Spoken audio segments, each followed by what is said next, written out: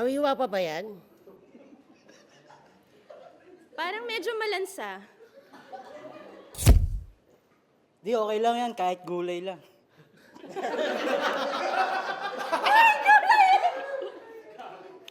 Parang mas fresh yung kay Aling Betchay. Kuya, sagad na to.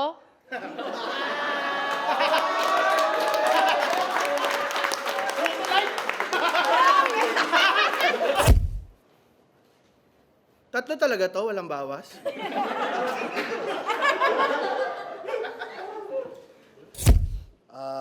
Ma'am, pasensya na po. Ganito lang talaga kaliit yung talong namin, ha.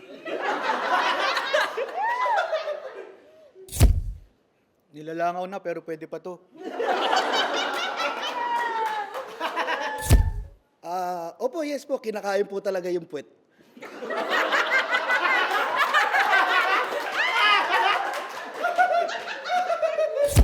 Ay, okay, may konting dugo. Pwede na yan. Mas mura yung lalaki? Sige, dalawa.